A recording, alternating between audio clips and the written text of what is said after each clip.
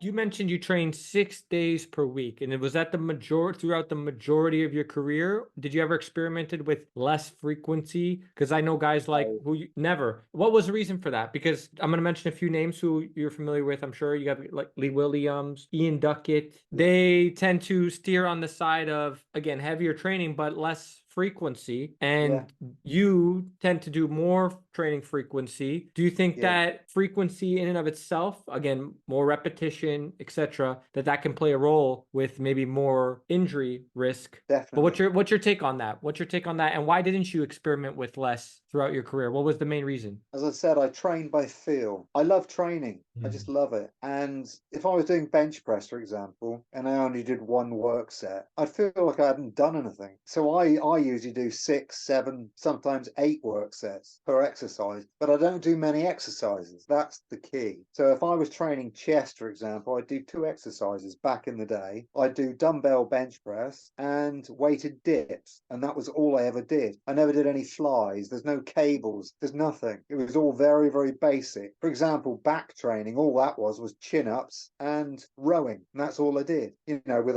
a barbell or a dumbbell. That's all I did. So I don't do many exercises, but when I'm doing my work sets, I do quite a few. And there's an interesting point to that. And I don't think people experiment enough with this, and I have for many, many years. Say I was doing 5 sets with dumbbells on a bench press, for example. Now on my first set, say I was using 50k dumbbell, for example. My first set, I might get 11 reps. Now I can tell you by the 5th set, I'd probably get 20 with the same weight. Well, was that an effort? Was that an effort like okay. I think it's just you've become accustomed to the exercise. The body is adapted to the exercise. And by the 5th set, I could do twice as much as I did in the first set. And both sets, I was giving 100%. So what I'm saying, and this is my own experience, okay? This is what I found. So I thought, well, if I was only going to do 1 or 2 sets, I'm not really working to my full potential, because I know through my training and what I've learned, I can do a lot more. And it's the way it works. I'll tell anyone to try that because it works. How did you know when you had enough? Well, I usually stick to a set amount of work sets. So if I said 6 for a dumbbell press, for example, I would finish on that 6th set. I wouldn't do any more than that. But yeah, it's what works for me. And also I can say, you've got to remember there's different schools of thought on this. If you train like Dorian Yates or Mike Mensa or somebody like that, then obviously it's high intensity, very few sets. Or you can go the Arnold Schwarzenegger route where you're doing loads. Now, probably 2 of my favorite bodybuilders of all time, and they did take drugs, was Pierre Vandenstein. You ever heard of him? No, actually. Look up Pierre Vandenstein, an amazing physique. I'm going to do it right Chuck now. Sipes. Yeah, Chuck Sipes I'm aware of. But if you look into his philosophy, same with Chuck Sipes, they did loads of sets, loads and loads. And in fact, there's research that I can't think of the chap's name now. I know his surname is Wolf. I can't think of his first name. He's a sports scientist in England. I've been watching a few of his videos, and they're actually saying 2 things that have broken through in modern science now. That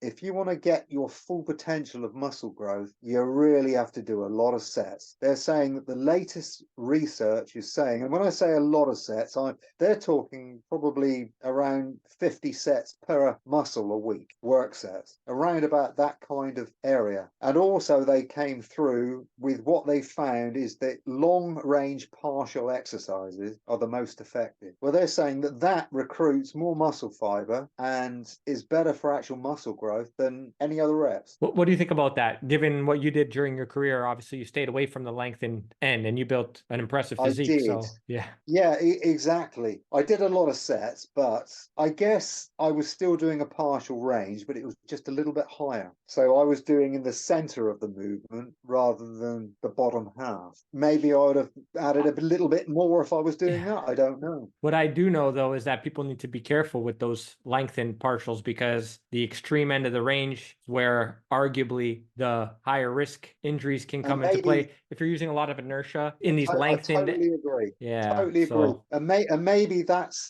was one of the reasons I trained in the mid part of the movement, because I knew that at the bottom part is pretty much where most of the injuries happen. Like you said, if you're lifting a lot of weight, the likelihood of injuries is generally at that lower part of the movement. It's like if you're squatting, for example, if you've got a lot of weight in your back and what you're saying coming out of the hole, you're coming out from the bottom up, it's that bottom part that is putting all that stress through the lower back. So maybe that's part of my reasoning that I trained the way I did. I always looked at the top end of the range as being pretty useless. So I usually cut out that top part because I never felt that had much effect anyway. and I suppose that also had to do with the exercise selection that you had access to, like meaning you were doing a lot of barbells and dumbbells. So back to the partials though, too, I don't want for the listeners to get the idea that like they shouldn't explore the length and range. I mean, I think everything under control, there could be a place for it if it's truly under control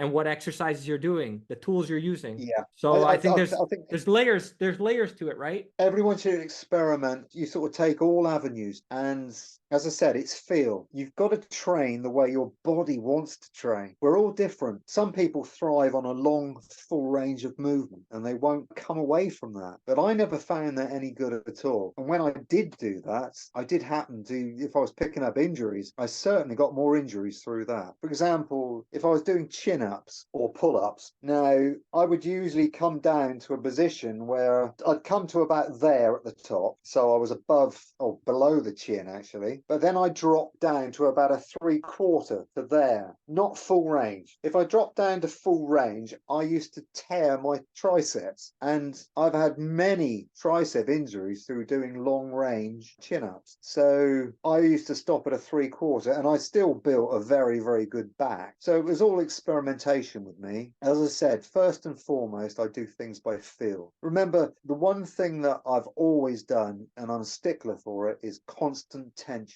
Even when I'm training with tubes, I never let the tension go. So my muscles are always under extreme tension. You know, there's no relaxing through the movement. So obviously, as you said earlier, once you reach that top part of the movement, you're pretty much, your muscles have relaxed in a manner of speaking. You're taking all the weight through the skeleton. That's not for me. Not for me at all. That's just the way I've done it. And it worked. You know, there's a saying, there's more than one way to skin a cat. And as I keep emphasizing, your body will tell you what it wants. Just go with the flow. Suddenly an exercise feels right. If it feels right, stick with it. Yeah, that's something that people can benefit from implementing more of versus, hey, this is what the program says. I'm sticking to it no matter what. Sometimes that's going to backfire. Oftentimes it can backfire, especially if it's not written in a way that's appropriate for what you have to work with as far as what we were talking about there. Ranges of motion, ranges of availability, all that good stuff. So yeah, I think that's very valuable. And that's years of wisdom, of course, as well, that people should pay attention to who are tuning in right now. I've probably trained in a public gym maybe 3 times in my life. So you built your physique basically in a home gym?